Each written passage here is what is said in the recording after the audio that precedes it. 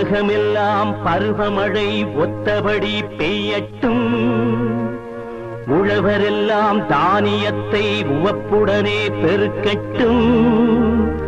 பல தொழில்கள் புரிகின்ற பாட்டாளி உயரட்டும். நல்வாழ்வை அளிக்கும் மெய்ஞானம் ஒளி வீசட்டும்.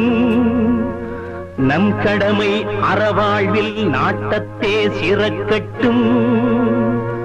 வாழ்க வையகம், வாழ்க வளமுடன். தேவனின் கோவிலிலே யாவரும் தீபங்கள்